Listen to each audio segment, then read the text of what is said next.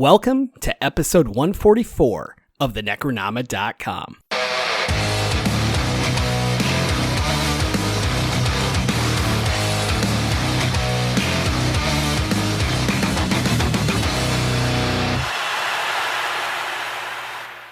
I am James Sabata, horror author, screenwriter, co-host of the podcast you're listening to right now. And unlike Scream, which has two killers, I don't even have a co-host today. See, this great thing happened where I recorded this episode last week with Dawn and with two members of Reign of the Hated, a metal band you should check out. And we had a great conversation. Ophelia and Wayne were super awesome. We had a lot of fun talking about Scream and making some great jokes. And you don't get to hear any of it because my file corrupted. I found this out about 3 hours before I wanted to post this episode, and I panicked like crazy because I needed to get it up in time. I clearly didn't have time to contact Dawn or Ophelia or Wayne, and I'm so sorry, but I was able to reach out to two of my friends who I knew had just watched the movie, and so they're here instead. We will get Reign of the Hated back on the show, and you'll actually get to hear it next time. In the meantime, you can follow them on TikTok, Twitter, Instagram, or listen to their music on Spotify, Bandcamp, Audius, and Rebel Nation. So go check them out on there so that you're prepared for when they're able to come back on the show. And Reign of the Hated, I sincerely apologize. Now let's jump into this show like it's totally normal, shall we? Allison and Ian Lovecraft are back on the show. Thank you so much for coming today and bailing me out of this terrible situation I've caused. No problem. Yeah, thanks for having us. You know, Allison, I gotta say, I should have known that you had to do this movie because Skeet Ulrich and Nev Campbell are in it. Just talking about this. Because you did our craft episode. Yeah. Yeah, he was like, you must have a thing for Nev Campbell. And I was like, maybe it's more of a thing for the skeevy boyfriend of Skeet Ulrich. So, I mean, he's kind of the same character, right? A lot of weird stuff keeps happening between these two, and I need more of it. Right. I know there was talks there for a while that they were trying to bring Nev Campbell into Riverdale to play Jughead Jones's dad because Skeet Ulrich plays his father, or played his father on there. So there's rumors that they're going to try to bring her on, but they didn't. I can't remember who they ended up having. Yeah, I don't remember who they ended up bringing in as his mom, but it would have been awesome if it was Nev Campbell. That's amazing. I had not heard that. I kind of love that. So I normally this is where I say, hey, why did you pick this film? But you picked it because I needed to be bailed out of this situation, and I begged you, so thank you. And but tell me, like, Scream is one of those movies that I feel like kind of influenced all of us of a certain generation, right? Like it's kind of like this doorway where things got meta and went in a different direction and kind of bailed us out of the weird slasher rut we were in. So I guess I just want to know, like, what does Scream mean to each of you? I love Scream. I have loved it from the jump. Like, I feel like it was so iconic growing up, seeing this because it was so different. It was like the first 90s horror film that like defined what a 90s horror film felt like. And I was born in the 80s technically, but like I grew up in the 90s. So this just hits everything for nostalgia for me. What about you, Ian? I like Scream, but there was a long time when I had a lot of issues with it just because how influential it was on all of the movies at the time that were coming out, because everything wanted to be a clone of Scream. So it like really irritated me. And like going back now, if you watch movies, you can see if it came out pre or post Scream. Like I think it was the third Candyman movie. Mm-hmm. Like the intro, the music, the type font, everything. Like you could tell that it, was trying its best to be like Scream, and so I had a lot of issues with it. But it is a really good movie, and I love the franchise. So I think that's kind of where. Yeah, go ahead. I was gonna say, I think this is one of the first horror movies I remember watching that had horror movie satire in it, that poked fun at its own genre as much as it does, because that was like not something that really happened before. Horror movies were taken so seriously before. They were always so oh, like very intense, and none of them really like tried to poke fun. Some of them did unintentionally, but none of them really tried as much as like this one like was like, no, we know horror is kind of cheesy sometimes, and we're going to point it out, but it's still going to be scary. Yeah, they really went through and like pointed at every one of the horror tropes, made fun of it, and then in the end they fell for them themselves. They're like when Nev Campbell's saying the thing about, why is this bimbo not running out the front door? Instead, she's running upstairs. And then what the fuck does she do? She runs upstairs. In fairness, she did run out the front door first. She tried, yeah. Which I don't understand. Like, that's like the dumbest choice she makes in the whole movie to me.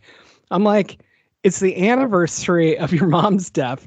There's a stranger on the phone saying that he's out there. Whether you believe him or not, I don't think running onto your front porch is your best course of action here.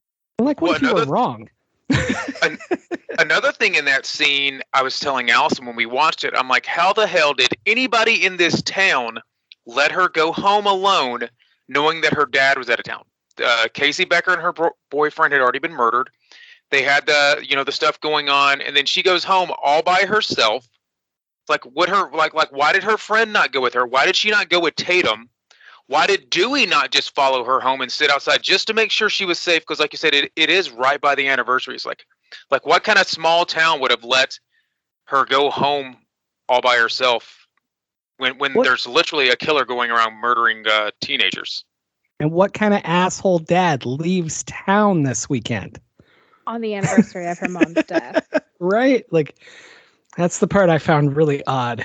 But obviously they never really explain that, right? Like, they never really go into, other than just like, oh yeah, he's leaving. Like, he's just leaving. Like, they never explain why. Yeah, I think they might have said he was going for like a business trip, but still, like, again, like that is something like it would be one thing if it was like the 5-year anniversary or something like that, but like the year anniversary of your wife's brutal murder that your daughter, at least saw the end of because she saw when supposedly Cotton left. Who just dumps their kid that weekend? Like if you have to go out of town for the business trip, why did he not bring her with him or whatever? That's a fucked up dad for sure. And that brings me to my theory that he's the third killer. And anyway. But yeah, you brought up the tropes and how they make fun of them and then do it. Like, even Casey at the beginning, of course, does it. She's talking about, oh, those movies are dumb and this happens and it's all the same. And then, of course, she falls for stuff, and then Nev does it. And then Randy, like, straight tells us all the rules and violates all of them. I love that that's a continuing thing. And it doesn't get boring in this film for me, but it's boring for me in horror now. Like, I'm so sick of people going, oh, we all know that you have to be a virgin to survive. And I'm just like, oh my God, stop. And yes, I'm aware of the irony that I wrote Fat Camp Dawn. Thank you very much. But I'm just kind of sick of it. So I want to go back to what you guys were saying at the beginning. I think I fall directly between you both.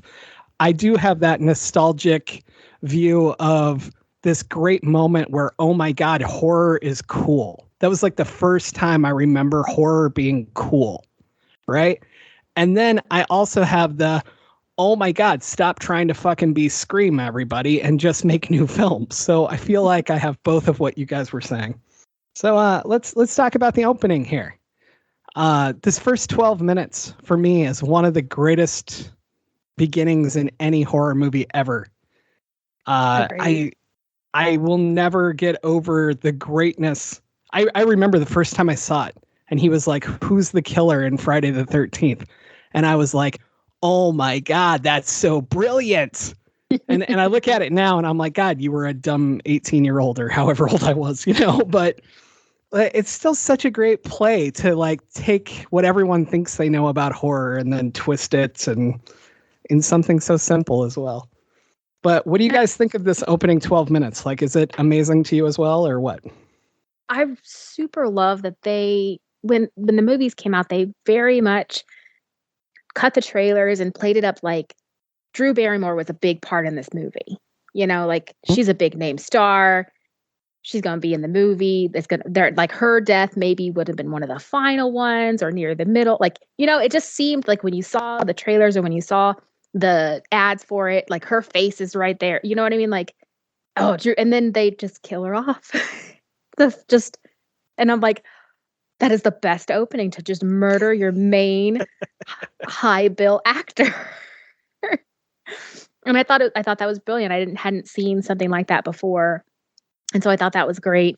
I super love that. Yeah. The whole idea of like the horror aspect of asking the question asking of things that, like, a casual horror viewer would think these things, but then you're like, oh, you don't know what it really is, kind of thing. Like, I thought it was brilliant. I thought it was a brilliant opening. Yeah, I thought it was great as well. I could just imagine, when they're pitching the opening to the executives or whatever, them, shitting themselves that you're going to drop, such a big name actress at the very beginning of the movie, especially with how secretive they had to be, because she probably only filmed for like a day or two. So they had to keep that all under wraps, because if not, everybody would know. Because nowadays you would know. It's kind of like with the Spider-Man movie that just happened. Like, there was cameos in that they tried to keep under wraps that, obviously didn't stay under wraps. Yeah. So I couldn't imagine them, them trying to release a movie like this today, where you're bringing in your biggest star and then, you're dropping them, at the very beginning of the movie. But then you're trying to not let people know that's going to happen, and you're trying to make people think that she's going to be there through the whole thing. Like, that had to have been really hard for them to try to keep under wraps for however many months that it took for them to do the filming and then all the post-production and get it out. Well, and I think it really... I was going to say, I think it really changed, like, the openings to movies. Like, if you have, like, the original Nightmare on Elm Street, where all it was Freddy Krueger in the basement making his glove, and that's a really iconic scene. But it's like, I think, because like with Halloween you have the same thing. You have Michael Myers stalking his sister, killing his sister, but like this took the Michael Myers stalking and killing his sister scene to like the next level, because there's a lot of references to Halloween in this movie. And I think maybe this intro of someone killing a teenager is more of a throwback to Halloween than it is to anything else, but they just took it to the 10th level. They amped it all the way up. Oh, yeah. Well, and I was going to add, like, with today's constant interviews and everything else, it would be so hard for actors not to mess up.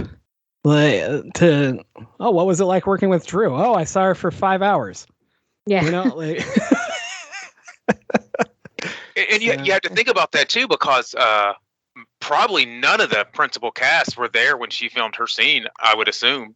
Because nobody's in any of the scenes with him except for Ghostface, and I'm sure they just used a stunt person running around for that. So it's like, what was it like filming with Drew? I don't know, because she was never on set because she died, the first 12 minutes of the movie. It reminds me of this WonderCon panel I was at for Kick-Ass, and somebody asked Nick Cage, like, who would be in the second Kick-Ass, and Nick Cage answered, he's like, well, clearly not me, I'm dead.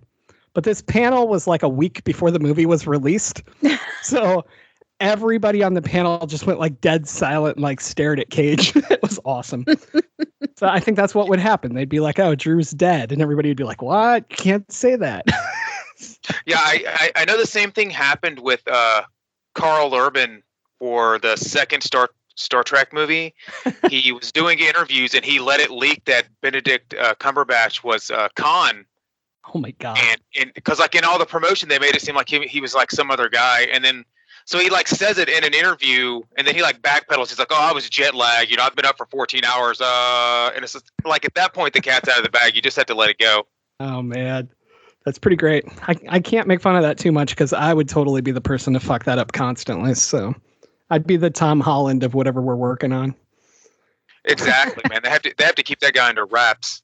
He has a handler that goes with him everywhere now. It's Benedict Cumberbatch actually. He's not allowed to interview without him. Not to get off on since we're talking about Tom Holland, I could just imagine how crazy they were about the latest Spider-Man movie with like him keeping his mouth shut. They probably had like 24-hour surveillance. They're probably like, here, you can't use your normal phone. Here's like a phone that you can only call 2 people, your mom and us. You can't send any text messages. If you need a text message sent, you have to give it to your handler. Your handler will approve it. Because, I mean, you know. As long as we're talking Spider-Man here, I got to tell you guys this. I say on the show all the time that I don't mind spoilers. I went out of my way for Spider-Man spoilers. I watched leaks a week ahead of time. And when somebody gets stabbed, I didn't get to find out what happens after that because the leak ended. So I spent a whole week not being able to tell anybody what I saw or like talk to anyone about it. That's the time that spoilers really came back to kick me in the ass. Anyway, so, but this opening scene, my big question for you guys, we were talking before the show about how you can sometimes kind of figure out if it's Stu or Billy that's the killer in the moment. These opening kills are crazy to me. Like, it seems like too much. Like when Steve's whole midsection is like ripped open, I'm like, I don't know that you had time to do this. But the way that they hang Casey, I'm like, how did you guys get her up there so fast? So do you guys have any theories on how this happened? I mean, it's pretty quick and easy when you got 2 people doing it, right? I suppose. But the thing is you can have 2 people unless Tatum lied, because Tatum said that Matthew Lillard's character, Stu, was with her. So it's like maybe she lied, maybe she did, maybe he was there, maybe he slipped out, or maybe the third killer was there helping them out. Dun, dun, dun. My theory was actually that Stu stopped by beforehand. Yeah. And so, like, when she brings it up, it's like, yeah, he was there. But, then he left. Yeah, I assume he was with her as much as Billy was with Neff Campbell. Yeah. Like, yeah, he was there, but, like, he was somewhere else, too. Like, he wasn't there the whole night watching Exorcist My Butt. But, yeah, and I know it's really interesting. Nobody, like, there is no one or the other, because obviously it's probably a stunt person and it's not actually them making the calls. But obviously people wrote things to be those characters, though, at the same time. So saying, like, on the phone calls, you can kind of tell when it's supposed to be Billy and when it's supposed to be Stu. Stu always cracks at least one joke. Like, he wants to be that funny guy. He can't help himself. And so when Ghostface is on the phone and it's Stu, he's a little lighter in the way he talks about stuff. He's not as angry and intense or as flirty. Like, Billy is just smooth and suave and then full of rage. Yeah, definitely. Like that first with Casey, like you can tell that's definitely supposed to be Stu. Like, that's just Billy. Billy, sorry. Yeah. He's just so smooth and so he's real flirty, suave like at flirting with her and you got a pulling her boyfriend? in, drawing her in, and being and just being that. And then it turns so quickly. He said, "Don't hang up on me." Just that instant change. And it fits his character the rest of the time so well, because you constantly see that side of him throughout the movie. So I love that it's written that way for the phone calls as well. And then, of course, obviously, he's supposed to be the red herring, where we're all like, every single sign points to Billy. It can't be Billy. So I think it's always Billy. It's always Billy. Billy in every movie we watch. I don't know how many movies we've done this year where the killer was Billy of some sort. We were watching it with our friend who hadn't ever seen it before. And she was the same. She was like, it just points to, and then it gets to the scene where they're at the party and he's like, they just had sex, and he's like, you still don't. And she's like questioning him, right? She's like asking, well, you could have made this call. You didn't call your dad, because she's like questioning him. And he's like, what do I have to do to convince you that it wasn't me? And my friend literally says, well, you could die. And then he literally, and I'm just like, oh my gosh. And that's when Ghostface comes in air quotes. So she's like, oh, well, yeah, see, that works. I was like, you don't even know how right you are. But you're so wrong. That's so fantastic. Yeah, and it was funny too, because we also had mentioned something offhand earlier in the movie about Dewey being in the sequels or something. Mm-hmm. Yeah. And so when he gets stabbed in the back, or when he comes out with the knife in his back, she's like, but I thought you said he was in the sequels. And I was like, but did we? Oh, it's great. I love watching stuff like this that people haven't seen, and just like I will literally just sit and like watch them when something's coming instead of watching the film. Yep. So yeah, that makes me so. I love that she said die. That's great. She did. She was like, "Well, you could die, and then she would know it wasn't you." And I was like, yeah. The after sex scene is so weird to me though, because he's like, "You don't still think it was me, do you?" And I'm like, "Dude, she just had sex with you. If she thought it was you, I don't think she'd do that." Like, yeah, but she did. She did though, because she did still think it was him. Because it wasn't till after they had sex that she was like, "Oh, who did you call? You know, you get your one phone call. Who did you call?" He's like, "Oh, I called my dad." She's like, "No, the sheriff called your dad. Who did you call?" Well, I don't know. You could have like called me. Wouldn't that have been a way to like throw me off, or to call me while you're in jail? Let's go. And I'm like, "Are you just fucked him. What are you doing?" See, I just felt like this was like every high school girlfriend I ever had. So, granted, I killed them all. So, anyway, right. But no, this scene is just so strange to me because she does start accusing him, and then he's all weird about it. But also, like, how did him and Stu already have this set up that's where he's going to get killed in front of him? Like, did they have to have sex for this to happen? Was Stu like waiting outside? Like, damn, dude, just finish already. I can't stand here all day like this. But I have so many questions about how this happened. They did have a lot of really good timing together, man. Without a way to like coordinate it that well either, because it's not like people you could text, right? Like texting was not as big of a thing as it is now. Like they thought it was weird that he had a cell phone. Yeah, you know? that's what I'm saying. Like, oh, you have a cell phone? Because not that many people did. So it's not like he's like sitting there texting them the whole time. "I'm over here. I'm in the garage right now. Give me a second. I'm murdering my girlfriend." Like, you know. He's checking his beeper. It just says 69. Right. No, really, wait. You know, like there's a lot of that in this though. Like timing is just so questionable. Like, what's Rose McGowan's character's name? I can't remember. Tatum, thank you. Like when she goes out to the garage and gets killed, I'm like, you're telling me that the only place in this house that has the beer is the garage, and none of these teenagers come to get a beer at any time while you're out here? I don't buy exactly that. because she was missing for like a long time, and like you're saying, nobody went out there to find her at all through the course of probably like half an hour, because they started watching Halloween, and I think they started watching Halloween right when she left, and they got to the end part when Jamie Kennedy was sitting there on the couch, you know. So it's like you're looking at like at least an hour before the kids probably ran off to go find Henry Winkler, and nobody went to go get any more beer. And that was the thing, when she went in the garage, she was getting like 6 beers. She was getting other people. Weren't they like, "Where the fuck's my beer?" She went out there in half an hour to go get me a beer, and she didn't come back. Like, that was just beers for her and Stu. No. That's just Stu's beers. And now he's angry that she dropped them all. No. But yeah, like I could even see like not coming out while she's getting killed. But the fact that nobody came out after that and found her hanging there, I call bullshit on that. They could have easily sent one of the kids that we knew nothing about to like come out and be like, "Holy shit," and then get his throat slashed, you know? So this principal death, I was reading that he wasn't originally supposed to die in the script, and producers were like, "Hey, it's been a half an hour since anyone actually died," and so they killed him, right?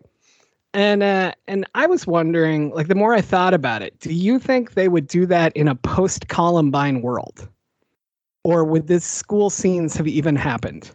I think a lot of the school scenes would have been omitted. Like you might would have had the one where the person runs down the hallway yelling and screaming in the ghost face mask, and then you might would have had like the bathroom scene, but you wouldn't have had, I think it would have been hard for a big studio to okay a murder going on at a campus right now, because I mean it's a daily occurrence here. Yeah. So I think that they would kind of shy away from that, because they for nothing more than they just don't want to get the backlash of, you know, women, like mothers standing outside the movie theaters picketing, because that's all they can worry about is you know, moms picketing their movies.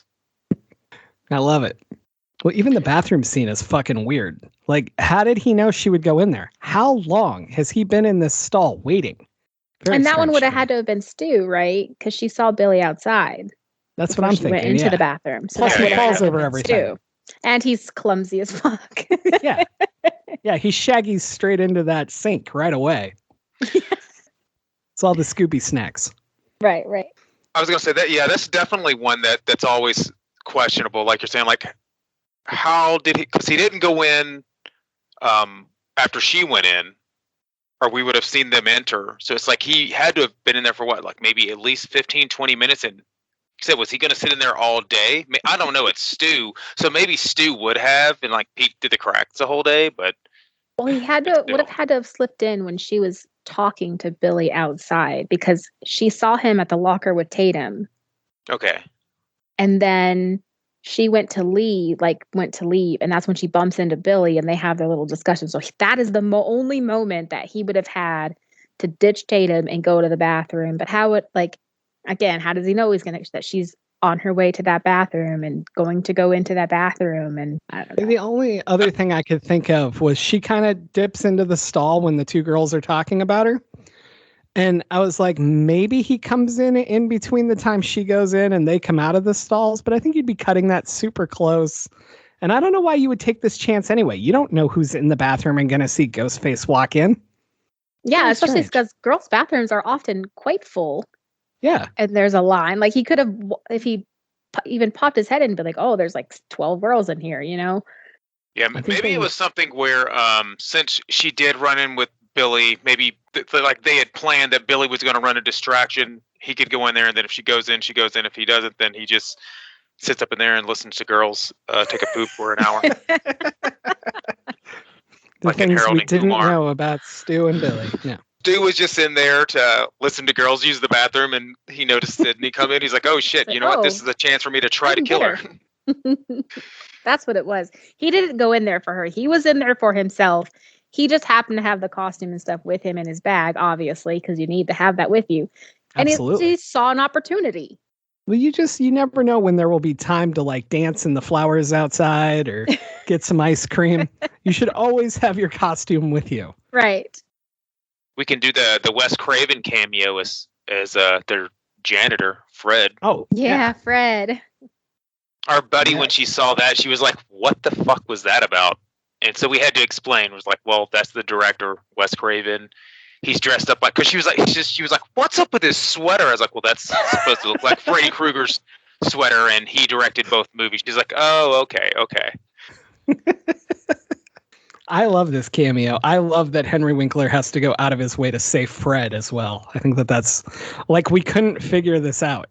It's a little too on the nose, a little too like spoon-fed.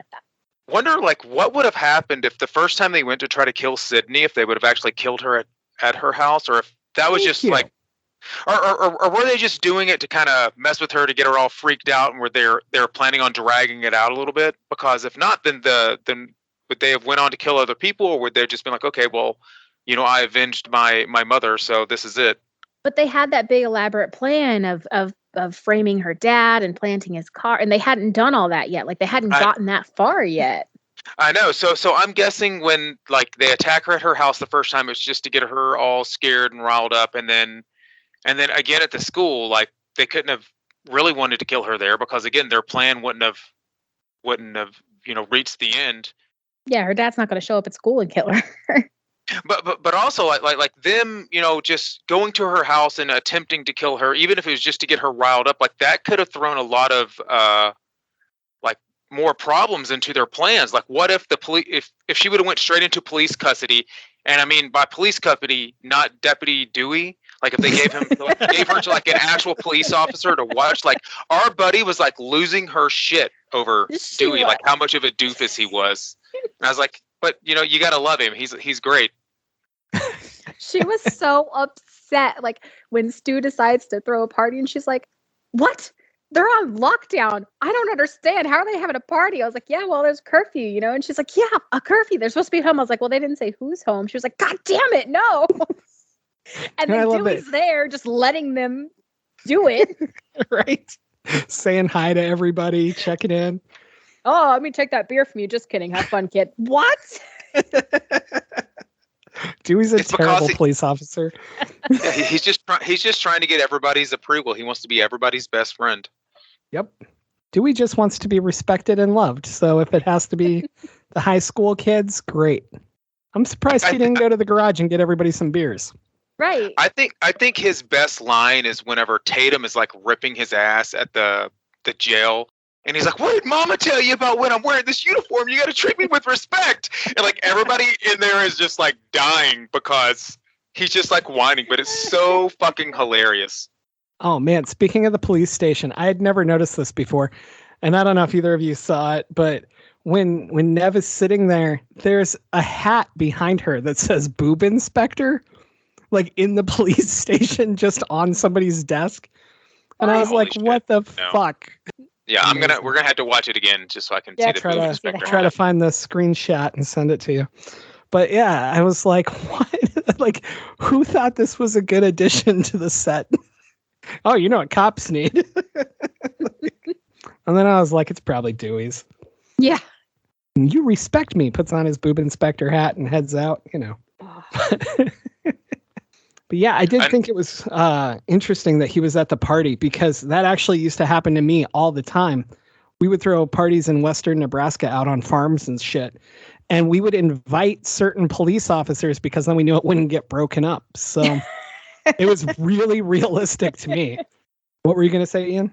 Oh, I was going to say, also going back to when they tried to kill Sydney at her house, like her doors were like, because we were talking about how like, you know, most doors now are just thin and like, hollow. You know, hollow, sorry. Yeah, they're hollow. And it's like this dude, he's just slamming and slamming and slamming. It's like any door now, like if somebody wanted to bust into my office, like you could punch it or kick it and it would fall to pieces. Like, but he's just slamming his entire body. He's like running down the hall, jumping into it. And you know, she has like two doors like wedged, a closet door, I think.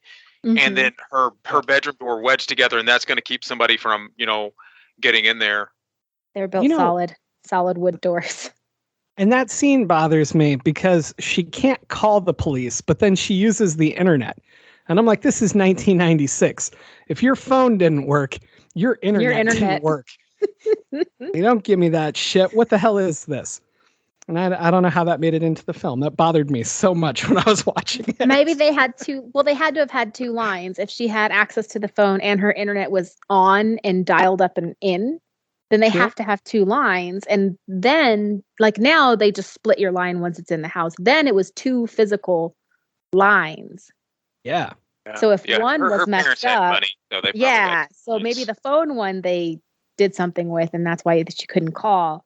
But the internet line wasn't messed with? Maybe. I think the reason she couldn't use the phone is because it was doing like the sound when the phone's off the hook.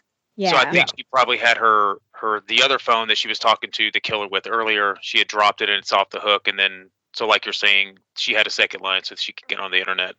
Hopefully. All right. I'll accept that. You guys have changed my mind. Congratulations.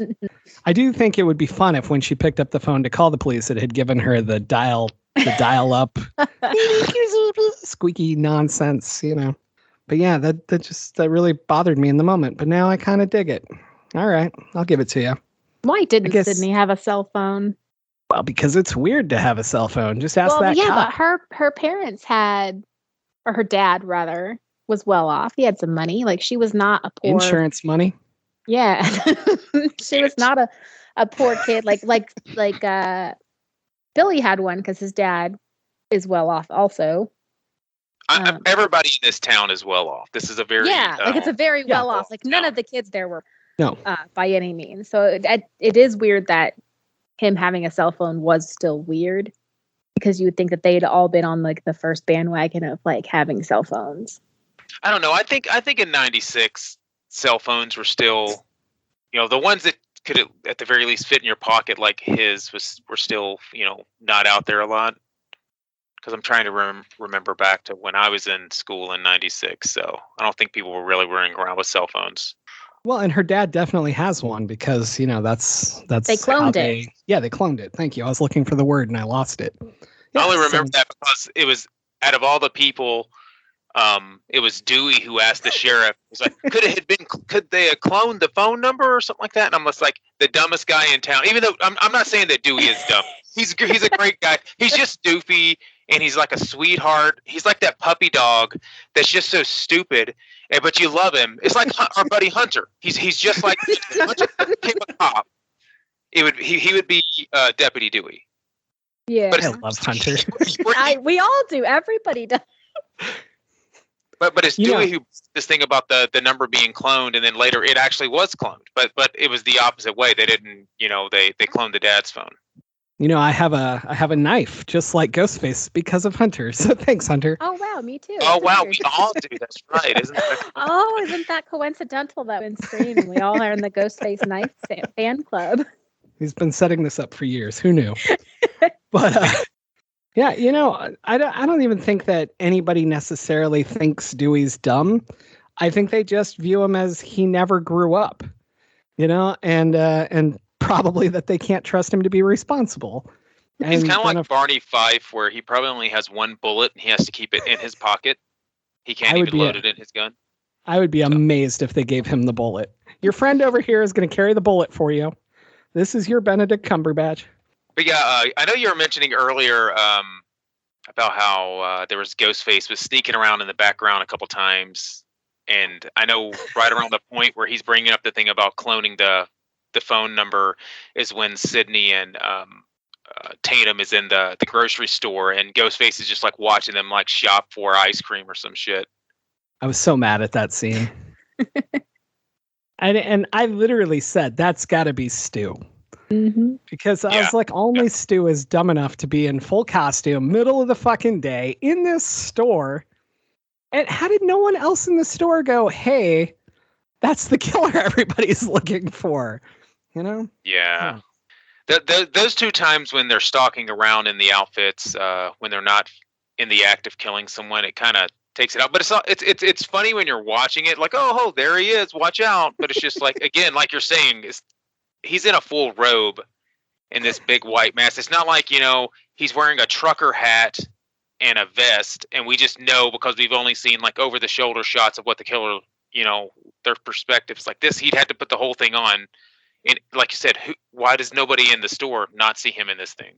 Same thing in the school. I think it would have been pretty hard for him to get out if he didn't go into the bathroom with the robe on. With how quick it happened, how did he get out and get it off without anybody? I would be afraid I'd get busted. Switching in and out of that thing like that. And right? when Sydney runs out, like she doesn't tell anyone, because why would you? Right? You just run away. You don't tell any. Oh, by the way, killer's in the school. Doesn't she everybody run else past a teacher? Yeah, she just runs out and leaves. Like she doesn't tell anyone. She doesn't even tell that lady to run and save herself. Right. She's like, you're there. On your own. Goodbye. She doesn't care.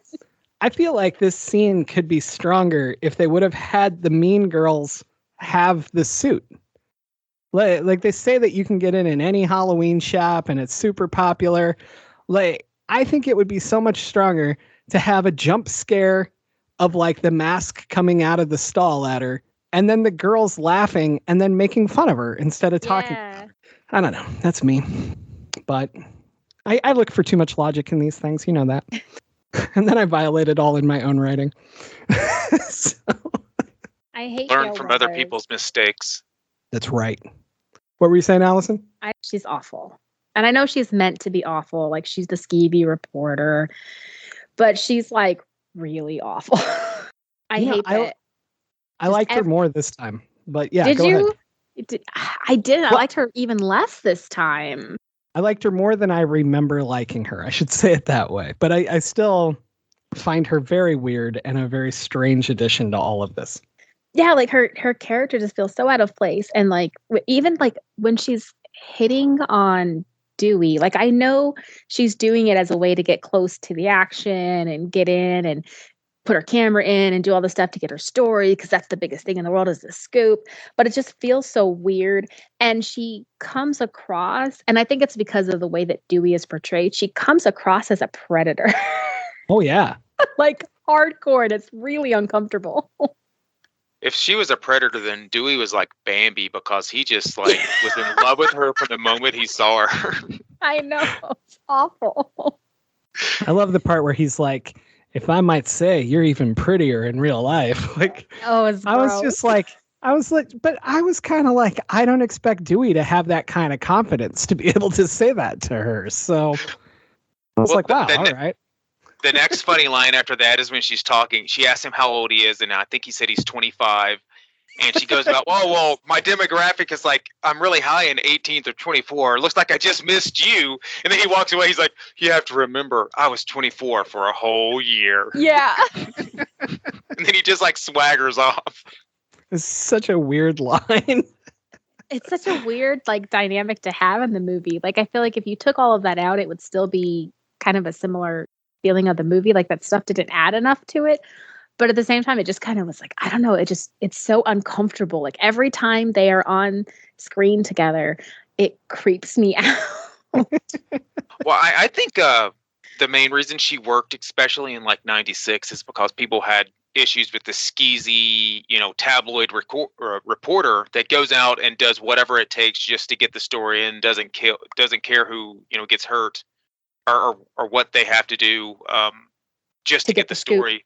So I think that's what made her a really good character for this, because it was something that they needed, and also to help bring an older demographic in, because I know a complaint that people have nowadays about a lot of movies that come out is like they're bitching about all these, they're gearing them for like the CW generation or the CW, like the younger actors. But it's like, what would somebody in their 30s and 40s think of Scream? Like in 96, right? They're like, look at this. Like you have all these teens or supposed teens up in this movie.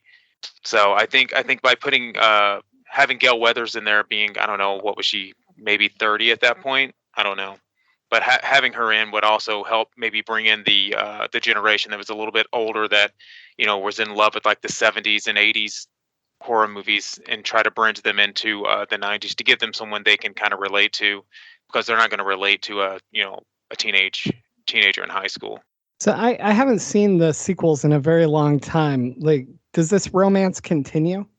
It's kind of like, it's kind of like how the relationship is now, like, because they were married for a long time and it was really cool, but now they're divorced. But in the second one, like they had dated for a little bit, and then she got super popular, so they broke up, and then Dewey's all heartbroken, like he always is. He's the sad puppy in the second one.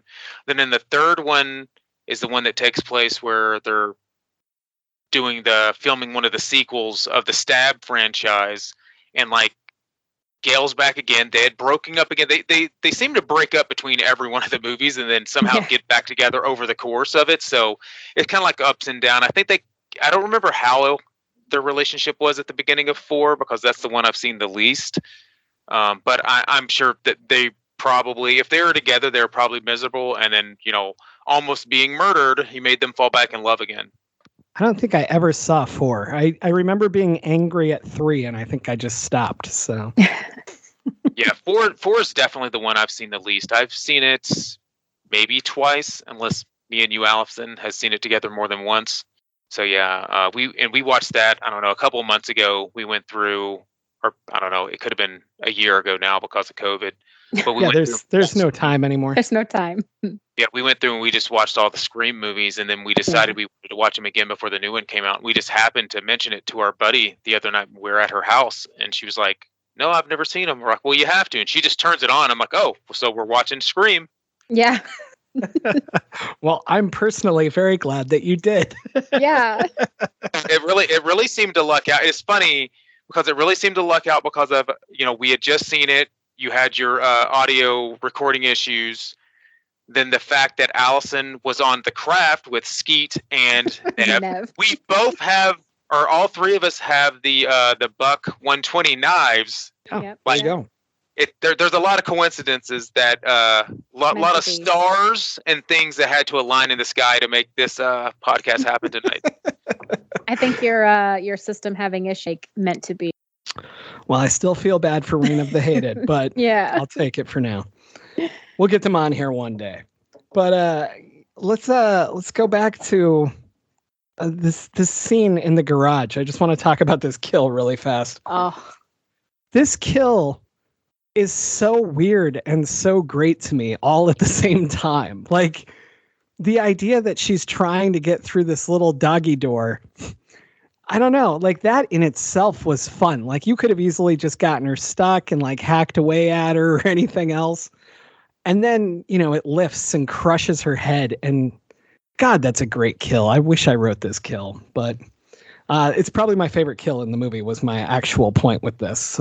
Is it you guys's or do you have one that you like more? Or? I would say it's probably the best unrealistic because there ain't no garage door going to open that late with that lady. Not happening. Never. Yeah, when that scene happened, our buddy was like, "What? That's not." We're like, "You just have to go with it. It's nothing that would ever actually happen or could happen, but you just have to go with it because it just looks so cool when her head gets crushed. That's just it's just insane." Well, and I love that they could have gone the other direction with it. They could have brought the door down on her head, and we would have all yelled, the door wouldn't close if something was there. But no, they don't go that route. They go up instead. And I think that's just ingenious. And that makes me just ignore the impossibility of this whole scene and just truly love this kill. I think kind of like you're saying, like somebody, like when they're pitching this kill, they're like, we want to do this. And they're like, well, that's ridiculous. The door's not going to crush her, The door's not going to hold her in place so he can come up and stab her. So they're like, well, let's just do the most ridiculous thing in the entire world and have the door just bring her up into the ceiling and crush her head. So, like, if we're going to do something that's not going to make sense, we might as well just, shoot for the home run. Yeah, you got to go all the way on it. And then I love that they don't bring her back down. They just leave her that way. There's something fantastic about that. Yeah, and because when Nev Campbell falls out the window later, she finds her and she's just still there dangling. When she falls out of the window and she's perfectly fine. She landed on a tarp on top of a boat. Like, that doesn't hurt at all. And as we all know, boats are super soft and cushy. There's no sharp objects on them that stick up anywhere. You can also tell how flat the top of that boat is when she falls on it. Like, you can see, it's just like, it's obviously it's just a pad, so they hollowed it out. But it's like still, like you in real life, you'd be hitting, the window, the steering wheel, a handle. Yep. The back of the seats that would pop your ribs. The shifters, like all of that. Yeah, anything like that. But nope. For Nev Campbell, it's a perfectly flat. That's the most unrealistic thing in this movie. That's probably true. Another thing that I love in this movie is how Randy gets to just scream at everybody in a video store. Doesn't get fired, doesn't get talked to. Nobody cares. They're just like, oh, crazy Randy's at it again. I think that's what it is. They all know how he is. They all accept him for who he is at this point. And that video store probably can't get another person to work there. Like, he's probably working there for free. Let's be honest. He doesn't get paid to work there. He works there for free and access to all the movies he could possibly want to watch. I was actually watching it going, does he work there? He just comes every day and hangs out, rearranges and puts away movies. Nobody tells him to go home. You're never going to find another guy in this town that knows movies on the level he does. You got to keep him. But I do love how everyone in the store just like stares at him and then just goes back to what they're doing. I was like, there's a killer on the loose. And you're all just like, oh, crazy person. Cool.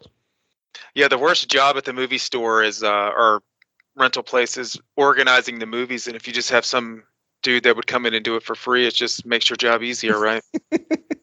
or even if he works there, just like if he wants to organize them in whatever crazy ass way he wants to organize them, like I'd be like, sure, you can do that because I don't want to have to rack my brain on doing that stuff, man.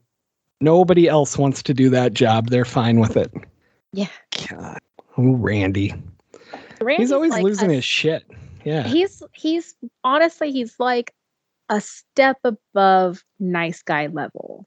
Like, he's not quite as bad as like a nice guy, but you can see he has some nice guy tendencies where especially because like he thinks Sydney and him should get together. Maybe, if he's a good friend to her, she'll come around. Because at one point, like Stu like calls him on it and he's like, but do you think she would? And you're like, no, bro, like, can you not just be her friend? I love how Stu laughs at him. That was a very shaggy way to laugh, because I think he literally does that as a laugh in one of the Scooby-Doo movies. With the hand over the mouth and just like looking around. But yeah, I think the way they have, or the reason they have Randy be that way, I think that was just a trope that they had back then. It's like all the final girls or all the main females in a movie had to have some nerdy, dorky, overweight friend that pines for them the entire movie. Yeah, I mean, that was true in everything. It wasn't even just horror movies, like Pretty in Pink and all those movies have stuff like that. So definitely. What the entire movie Lucas is about. Some guy that's a dork and he pines for a chick way out of his league and works his way into, I think she kisses him at one point, so I guess he won in the end. I am surprised that he didn't sign right up to go take care of Sydney when she was left all alone for the anniversary. Right? Well, he had to work, obviously. Just going to be out here on the patio, just making sure everything's okay. Like, I think that could have really fit. Yeah, their biggest mistake is killing Randy off in the second one. They should have had him finally actually go psycho at some point and try to kill Nev or Sydney, because all these years he pined for her and he got stabbed, and then she would never give it up to him. That would have been a good part 3 if he faked his death in the second one. Yeah, let's rewrite it. Get on that, James. Perfect. As you know, I have nothing going on. That'll work out great. Yeah. We could do the Muppets version of Scream.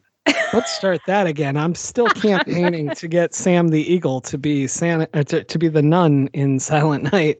I was telling people about that the other day, and they're dying. I was like, I want the guy that throws the fish to be the killer. I forget what his name is, Ricky, or maybe Ricky's the brother. But yeah, the guy that throws the fish, I think he'd be a good, Santa Claus. Naughty. Or punishment, whatever it is he says when he runs around. Punish. Oh man, we're never gonna let that movie go, or the Muppets for that matter. I think we had like 3 episodes in a row where we talked about the Muppets, and now we're adding to it. So I don't know if we mentioned them on Krampus, but if we did, we're just continuing the trend. So, do either of you think that they have the weakest motive of all ever for killing people? Like, just the weakest. Oh, your mom slept with my dad and made my mommy leave. Like, that's it. She left. She ain't dead. She left. Stronger than Stu's. Stu has no motive. I can understand a part of Billy's, but not killing the people he did. Maybe like if he just had a grudge against Sydney and Sydney's dad do that. But it's like they killed like 7 other people just to get there. They killed all these randos for no reason. I would love to find out. They have a reason for killing everybody that they killed, but still, it's just like if your big gripe is that your mom, slept with his dad, and so his mom's gone now. Like, you think he should have just brought it straight to Sydney and her dad. I think it would be fantastic if you found out that Stu did all the other murders, and the whole time Billy was like, "What the fuck, dude? We're just trying to kill her. That's it." I will say, but he got back at her already because they killed her mom. Like, that was their first step of revenge, right? But that wasn't enough. Like, shouldn't you be done at that point? You already devastated her, and her mom's dead. Like, and now you're punishing someone who had nothing to do with it. Like, Sydney didn't tell her mom to go fuck a bunch of people. Like, Sydney didn't even technically know about it. Yeah, she wasn't trying to, she didn't have a Tinder account setting her mom up. Yeah, so, like, I understand being pissed off at her mom and taking it, and they killed her. Cool, like, I get it. But why continue it? Like, nobody else who was at fault was left to be punished. Because they're psychopaths. These are 2 guys that thought it was a good idea to stab each other before it was done. So I don't know that they really had a plan. One line that truly bothers me in the film and yet cracks me up is when they're talking about how her dad's going to shoot himself. And Stu goes, "That was my idea." And I'm like, no, you didn't even know the gun would be there. That was not your idea. This just came up since you got the gun. What are you talking about? If it was your plan, you forgot the gun. Yep. I don't know. That's a weird line to me. Yeah, I don't think I ever noticed that before. But like we're saying, like there's a lot of things in this movie that if people didn't show up at the right time, nothing would have worked out. I kind of love that. It's so just horror logic, you know? As much The as horror I logic degrade they're it. trying to make the horror logic that they're trying to poke fun at through the whole movie. Well, and that's the nice thing about a movie like this. Like, you could just be like, yeah, that's what we were going for. And you'd never have to admit any mistakes at all. But yeah, I really am bothered by the fact that they stab each other before it's done. Because I'm like, that does not seem like a good plan at all. Like, you could wait a little bit. Yeah, like why not wait until everything's set? You've already framed the dad. He's taken care of. Everybody's dead but you guys. Like, that's it. That gives you time to, wipe the gun down, get the gunpowder off your hands, do all your cleanup that you need to do. Wash the fucking corn syrup off your clothes, because that's not going to be obvious. Right? Yeah, I said that the other day. I said, what was going to be his explanation to the cops is why he's covered in fake blood, corn syrup, like. I'm a stupid teenager. Shady. I was trying to scare somebody. Oh, yeah. Yep, that checks out. Like, change your clothes, then stab each other, lay down, and just wait. Yeah, I thought that was very strange. I have no idea how he was planning on getting out of that, but what are you going to do? Again, I don't think these two actually had a plan. I think they thought they had a plan, but they're 30-year-old teenagers. They don't have a plan. Isn't that how it always is, though? Everybody thinks they have a plan, and then they realize once it starts that maybe they didn't think it through as well as they thought they did, and that's why everybody gets caught. I think it would be so great if, like I said, Stu was behind the other kills and Billy was mad about it. And when it gets to the point where they're stabbing each other, he could be like, that one's for this, that one's for this. You fucked this up, stab him again. And I really want Billy to kill Stu. Like, I know it's not going to happen. I've seen it however many times, but there's always that part of me that thinks this would be a stronger story if Billy had completely turned on Stu at the end and killed him. I mean, he did a little bit. He did. He did a little bit. When he was stabbing him, like, he was not going shallow on purpose. Like, he was like, I'm going to fucking get this guy. I kind of feel like he was hoping that Stu would die. I think that was his plan, was like, Stu will actually die from this because I'm going to stab him 3 times. Billy only got stabbed once. He stabbed Stu 3 times. Real deep in the gut, and he's like, this dude's gonna bleed out, because that's gonna tie up another loose end. He don't have to worry about him blabbing his mouth as Stu does. Yeah, right. Stu seems like the kind of guy that when the cops show up, he's gonna explain it all to them. Yeah. Try to take the credit. Right. Yeah, he definitely would run his mouth at some point. Yeah. Right. So there's always this theory online, and as we're recording this, the 5th one has not come out yet. There's always this theory that Stu survived. Do you guys buy into that, or is Stu absolutely dead here? I wish he was. Like, I hope every time, like, yes, be alive, be still, just let him pop up. Like, I want him to still be alive. He's not going to be. It's going to make me sad, but I want it to be. Yeah, I don't think they're going to do it either, but like she's saying, because we both like Matthew Lillard, so like, it would be cool if he was alive, but I think if he was still alive, you think any time that there was another killing, they would mention him. Oh, is he still locked up? Are we sure he's locked up? And then they never have. Yeah, because it's not like he could get away with it. Like, Sydney's still around, and Randy's alive for a little while. Like, it's not like he could just leave and everyone would not know he was involved. I have this dream of how I would put him in the 5th one. Like, we've seen the trailers. We know about the phone call that the girl gets. I would rather that the film starts with a phone call and Matthew Lillard answers it. And then he's her dad, or like somehow involved in all that. Even if he's just killed and he's not directly in line with anybody else, I would love him to get the Drew Barrymore treatment at the beginning of 5. Oh, that'd be great. Yeah, I know at one point, I think for part 3 they were talking about, or maybe it was part 4. It was one of the last 2, where they were saying that maybe he was going to come back as like his twin or something. And then there was another time where they're like, maybe he survived. But I was like, I don't know. I know he was in part 2 as like a cameo at a party, because they were just having a party and he was in town. So he's like, I'm going to crash their party and be in this party scene. Yeah, he's just like randomly in the background. I think that's great. And so, of course, everyone online was like, see, he's alive. I do hope he is. I love Matthew as well. I make fun of Stu a lot, but Stu is the reason I keep watching this film. Like, He really is. as much as the other nostalgia, like every moment that Stu is on the screen is fantastic to me. I just fucking love him. And I know for a long time, Matthew Lillard really hated his performance in the movie. He thought he was just like way too over the top and that he wasn't good. And everybody's That's like, what are what you made it talking about? This is brilliant. like your best. This is like your Yeah. best role here, man. Not best, second best. SLC Punk? Yeah, I was about to say, she'll probably say backwards. But yeah, SLC Punk was really good too. That's my movie. He's the reason that I like 13 Ghosts. You know, Oh, right? He's not Max from The Babysitter, but he's still one of my man crushes. So, I mean, despite its shortcomings and plot holes and coincidences and all that, it's still a great movie. Like, it really is.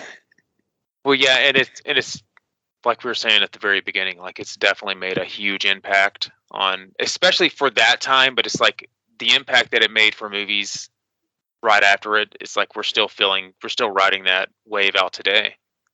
absolutely. And I mean, yeah, we've gotten more meta stuff like Cabin in the Woods and things like that. But every single time I see it, it comes back to Scream doing it first, you know? Mm-hmm. And I truly believe we wouldn't even have this podcast if it wasn't for Scream, because Scream pulled me back into horror when I was starting to not necessarily leave, but I just didn't care as much. You know, like things had gotten so repetitive and I don't know, maybe I wasn't watching the right shit either. Maybe I was just watching things with cute girls. But but yeah, it really pulled me back in. I think that regardless of all the little problems, this film was highly influential in my life. Anyone who reads Fat Camp can tell that. And I do think that it's why we kept analyzing and it led to having this show. So huge. That brings us to the part where we talk about movies people should watch if they liked this film. What do you guys got that you would recommend? I think the most obvious is going to be probably I Know What You Did Last Summer, because it just pulls right out of Scream. Like it just, same vein. Same with like, what was it, Urban Legends? Very similar feeling to it. Definitely. Oh, yeah. Any of the movies that came out like right after this movie, any horror movies is definitely going to be, like she said, like Disturbing Behavior also. Yeah. Oh, man, I forgot about that. I'd also suggest check out the TV series. The TV series wasn't that bad. Like the first 2 seasons were connected, and they didn't even use the Ghostface mask. They had their own mask that they did and their whole legend. But then the 3rd season was kind of like a reboot of the show. Had new producers, and they brought the Ghostface in. I didn't really like that season as much as the other 2, but they had some really good characters. Like their character that was supposed to be Randy, he was really good. Oh, nice. Yeah, I haven't seen any of that, so that's good to know.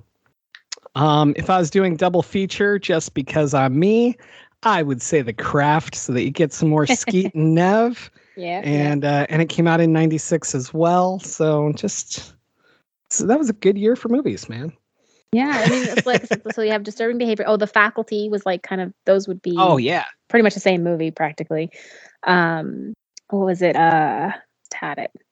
I'd say watch the movie Creep just because I love Creep. Just because you love Creep. I mean, it's a really good movie. It's very creepy. The best thing to do is like when you go out of town for business, you tell your wife to watch it so she can be at home all by herself and watch that. Mm-hmm. That's definitely the best thing to do. Mm-hmm. Yeah, that's the best way to watch Creep. I'm surprised that Sydney's father didn't do that. I know he probably did. Oh, Final Destination. Oh yeah, Final Destination. Yeah. Because that one you get that whole like meta, you play by the rules. God, I haven't seen that in a long time. I do listen to John Denver when I get on planes. My problem is I always have my headphones on when we're taking off, and I play that song every time that I fly. And I think there's just part of me that's like, if we crash, you know, at least I got to go out the Final Destination way. But if we crash, I want somebody to look at my history. They'll see that I listened to the song and think that I foretold the future. If you want to get more Matthew Lillard 90s, The Curve. I don't know if you've seen that one. I have not. Oh, it's a good one. So that's the one where like there's like these two college kids who find out that they can get higher grades if their roommate kills themselves. Oh, that's not. Is that what that is? There's another Yeah. one, but it doesn't have Matthew Lillard in it. It has the dude from Saved by the Bell, Zach Morris. Oh yeah, Dead Man on Campus. Oh, yeah, Dead Man on Yeah, Campus. Dead But this Man on one's like this one's darker. It's called The Curve. It's got Matthew Lillard in it. Yeah, speaking of Matthew Lillard, he was in Serial Mom that came out. I don't know, probably 90s. It's pretty cool. It has Ricky Lake before she became a super famous talk show host. Okay. And forget who the mom is, who's the actual serial mom, but she's like a serial killer, and they just like accept her. It's really cool. It's oh god, her name is just Nuts. Kathleen Turner. There we go. Yeah, that's her. Yeah, it was a really cool movie, and he's either one of their kids, or he's like their daughter, Ricky Lake's boyfriend. I can't remember. It's been forever since I've seen it. It's a John Waters movie, so that means it's something to watch. I watched it last year, and I literally barely remember him being in it, so I can't tell you what his role was, but it really must have stuck with me, huh? Yeah, exactly right. Oh, Jesus. Yeah, All it came right. out in 94, so it would have been before this. So I suppose this brings it back to you guys. Would you like to tell everyone to follow you on social media and how to do cool things when they're in Vegas? Oh, yeah, you can follow us. It's EOGLV, or Esoteric Order of Geekdom. In Las Vegas, we have that, and we also have a Horror Fiends subgroup on Facebook.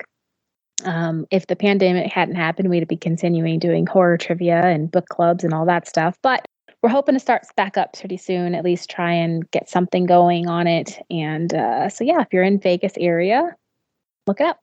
All right. So I suppose this wraps it up for another week. Thank you both for jumping in and saving me. I appreciate it. All right. So until next week, I am James Sabata. And I'm Don Guillory. And we'll see you next week here at the Necronoma.com.